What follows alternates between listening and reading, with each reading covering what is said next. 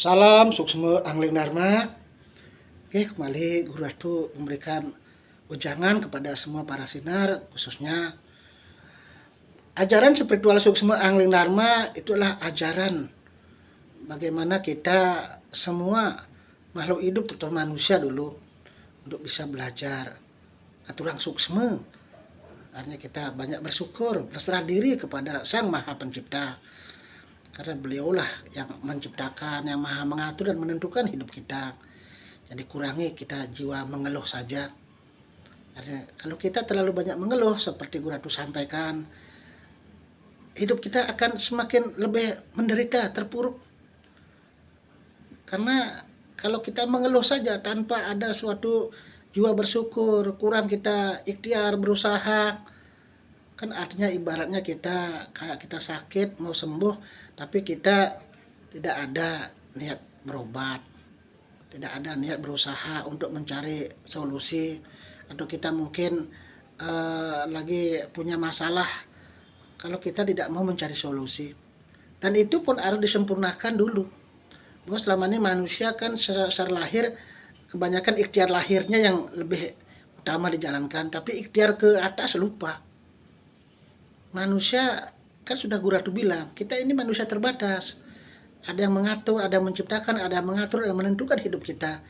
Jadi kita sebelum melakukan apapun, baik itu kita dalam keadaan normal maupun kita dalam keadaan susah, apalagi kita dalam keadaan susah, kunci dasar kita ke atas dulu berhubungan. Mohon pengampunan dulu pada Tuhan.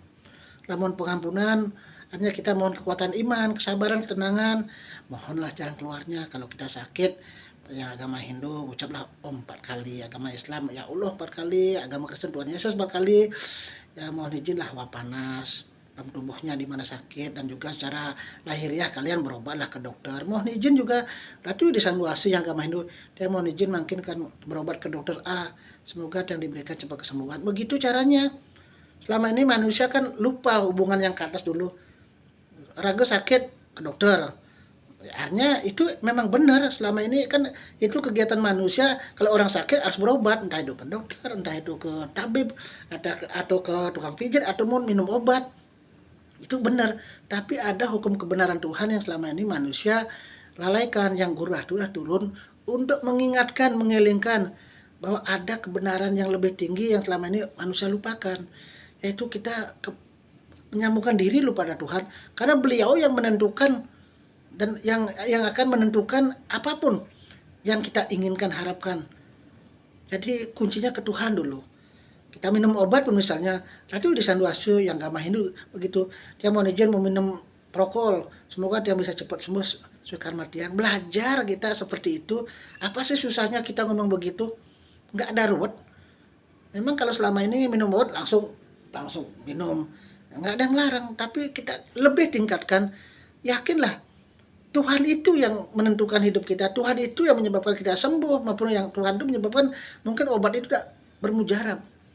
Jadi kalau hubungan kepada Tuhan kita lebih tingkatkan dengan dasar kesadaran dan keyakinan, percayalah Raus Guru Ratu, pasti ada suatu perubahan yang luar biasa yang akan kalian alami, terutama adalah kesadaran perubahan dalam perkembangan rohani. Kita akan lebih tenang, lebih kita menghadapi suatu persoalan apapun kita tidak cepat panik. Selama Tuhan masih memberikan kita kesempatan hidup, kita akan tetap diberikan ketenangan. Jadi kuncinya ke Tuhan dulu, baru kita ke secara lahir. Jadi itu ajaran angling dharma para sinar. Jadi kalau para sinar atau siapapun sudah melakukan itu, yakinlah sebelum memang kalian saatnya sudah tadi harus meninggal, atau mungkin memang dicabut apa yang mungkin sinar miliki, pasti akan diberikan jalan keluar. Entah itu persoalan hidup, entah penyakit, ataupun persoalan hidup apapun. Yang penting kita punya kesadaran diri untuk meningkatkan sesuatu yang hal positif, apalagi ke Tuhan. Seduk apapun jadi manusia, sehebat apapun ya pengetahuan kita, seberapapun kita punya harta benda, itu semua kan titipan. Kalau kita salah mempergunakan, kita salah di dalam kita merawat, menjaga, apalagi semena-mena pada ciptaannya, kita akan hancur. Kita walaupun terbatas, makanya kita belajar kalau kita jangan bilang miskin, dia tidak terbatas. Namanya terbatas itu berarti kita masih punya jiwa syukur. Tapi kalau ya, cara bahasa jelek ngomong akil lacur di hidupnya, karena kita sudah bilang akil lacur hidupnya, walaupun kita belum tahu kebenaran yang asli, tapi kita sudah menistakan sendiri rezeki dari Tuhan. Lebih baik belajar yang terbatas. Ya, astung karet yang terbatas ekonomi, tapi yang belajar bersyukur.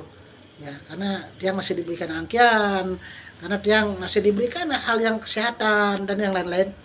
Jadi kalau orang belajar spiritual, kita di situ akan semakin belajar untuk meneliti hal-hal sekecil-kecilnya apapun pemberian Tuhan, kita akan syukurin. Karena hanya dengan banyak belajar bersyukurlah para sinar, kita hidup akan jauh lebih tenang daripada kita hidup terlalu banyak mengeluh, menuntut, apalagi kita malas. Rajin-rajinlah kalian mendengarkan tutur rohani, membaca, karena itu akan mencuci otak ke hal-hal yang lebih suci, mulia, dan membuat rohani kita akan bersih, terang. Kalau pikiran jiwa kita terang, otomatis kan kita akan jadi orang kan nyaman dalam hidup. Kalau kita ada pikiran ruwet, gelap, jin setan menguasai kita. Rezeki kita pun jauh, orang-orang baik pun jauh, orang-orang yang jahat atau energi negatif yang selalu mendekat, kita akan dijauhkan dari orang-orang beraura positif. Makanya para sinar namanya sinar, kalianlah cahaya. Kalian tuh kalau namanya jadi cahaya, artinya kalian harus betul-betul meyakinkan cahaya itu alam jiwa kita. Di dalam jiwa kalian ada cahaya, ada nir, ada nur, ada atman, ada Tuhan. Bagaimana cahaya Tuhan itu bisa keluar kalau pikiran kita gelap? Kan jin setannya keluar. Kalau dalam tubuh kita kan ada dua kekuatan, kekuatan terang, kekuatan gelap, kekuatan dharma dan adharma. Ada namanya kekuatan dewata dan ada kekuatan asura. Seperti kita ada simbol LAD, ada merah, ada hitam, ada putih. Itu kan dua kekuatan antara baik dan buruk. Jadi makanya di LAD itu kan kita baik buruk itu kan ada senteng merah, itu kan Dewa Brahma. Dewa Brahma menciptakan yang baik buruk. Artinya kita harus meyakinin itu semua ciptaan Tuhan. Sekarang mana kita pilih?